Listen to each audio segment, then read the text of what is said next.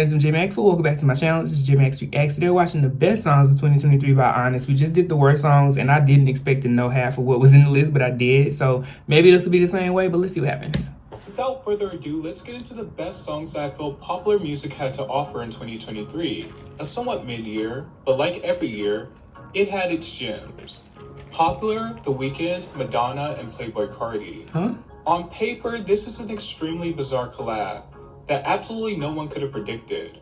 Madonna, the queen of pop, I have not heard this The song. Weeknd, one of the reigning pop kings at the forefront of the 80s revival, and Playboi Carti, one of the most distinctive rappers today. I'm gonna have to go listen to that all now. coming together for a song that's actually not bad, but sounds nothing like you would expect. It sounds like a 2000s Pharrell type of sound. The chorus is punchy. Playboi Carti has the most whimsical hook on the track, almost sounding like Bugs Bunny, while Madonna plays it straight. It's a song that I definitely respect. Too many times do these disjointed collabs turn into complete disasters, but they pulled it off. Okay. And more importantly, it's definitely a song I enjoy, with the thought of the show it's attached to completely erased. That's why I ain't from heard my it. mind. It's a soundtrack song. Karma, Taylor Swift. Taylor Swift had another year of cultural dominance in 2023, but I must say Midnights did not capture me as a full project. I liked and respected songs like Anti-Hero, but the album as a whole just sounded like wallpaper to me. And every now and then a fresh paint job would come along, What the- and that was karma for me within this album. Okay. The way the song starts off with the distortion, and the beat drops into this very airy and pretty synth pop, with a melody that sticks like glue, just sells me. The song is a bit quirky and also calls into question the laws of karma, but it is so Taylor Swift. She's obsessed with revenge, and I am convinced of her angle every time I hear this song. Like the amount of times I have walked around my house and randomly blurted out, "And I keep my side of the street clean." Oh, she's taking it. Should be illegal. Stop It's it. definitely one of the catchiest songs from Midnights. On My Mama, Victoria Monet. Okay. Victoria I can Monet agree has with been that. endlessly working for a long time. Yes. As many of you know, she is the pen behind a lot of big stars' hits, namely Ariana Grande. But she's also a very talented artist within her own right. First taking on a more eclectic sound, but this year she leaned all the way into the mainstream, doing a good job at it, paying homage to Southern hip-hop and R&B, and reviving a classic song and turning it into the ultimate Feeling Myself anthem. It's a pick-me-up, and a sleek but forceful one. The Boy's a Liar, Pink Pantheress, Okay. and Ice Spice. I did like this one too. 2023 was a massive breakout year for Ice Spice, and Pink Pantheress was at the helm of it all, deciding to allow Ice to throw a verse on her sad girl anthem. I've heard people say that the instrumental sounds like video game music, and they'd be correct. Yeah. But it's so unique and all works very well. It did. It's intricate, interesting, and such a unique crossover as well. I love Pink's emotional but almost robotic delivery, and Ice Spice's playful yet serious verse. Everything about this collaboration was right and played well to both of these stars' strengths. Yeah. It is still my favorite Ice Spice verse, by the way. Okay. What That's was fair. I made for? Billie Eilish.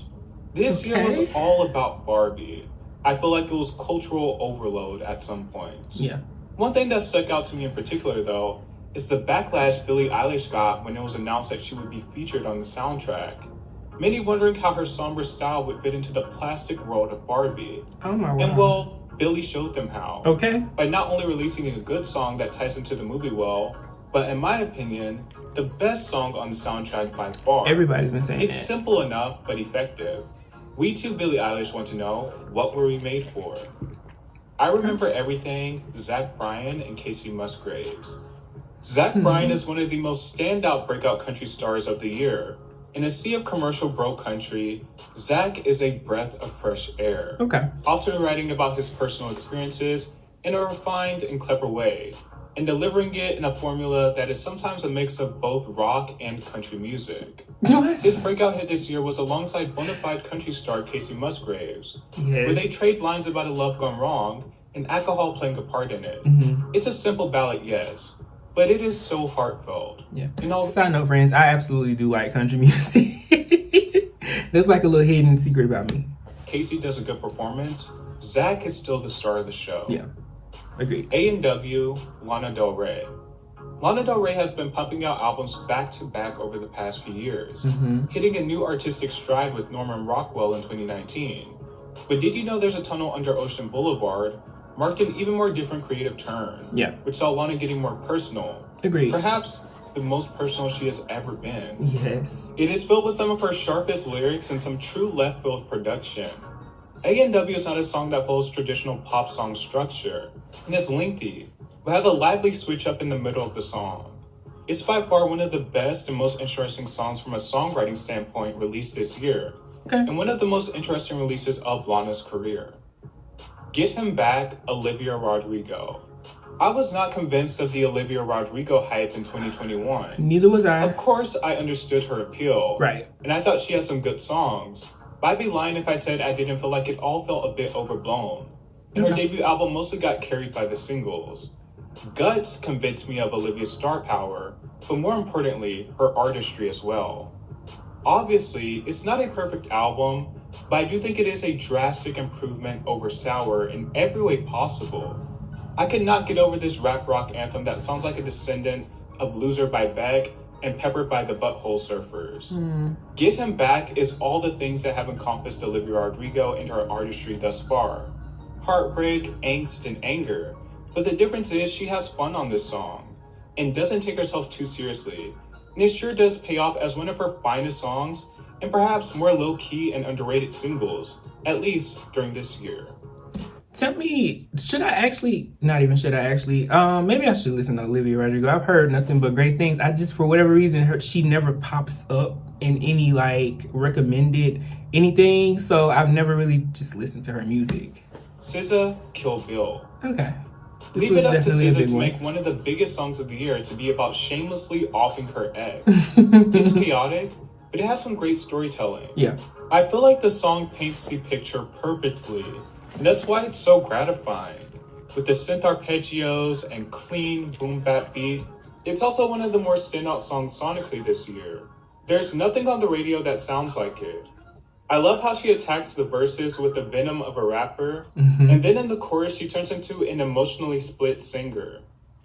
Snooze, SZA. Of course. 2023 was the year of SZA. It was. After so many delays and setbacks, SOS arrived on a silver platter with music that everyone was eager to consume, transforming her from successful cult-following artist into a global star.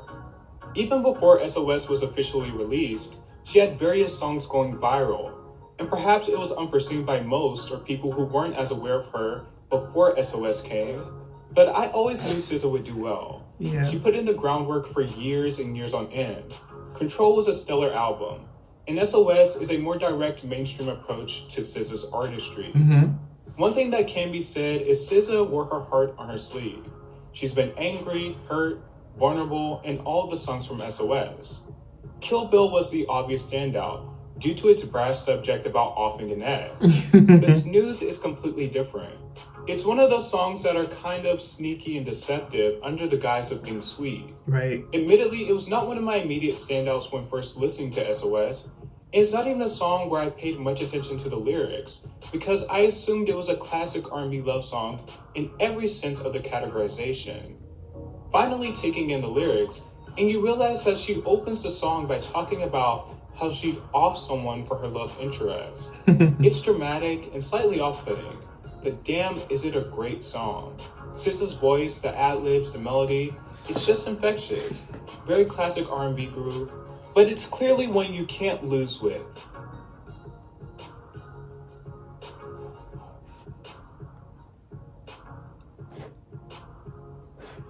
Let's see. Never Lose Me. I See You, What It Is. Yeah, these were good ones.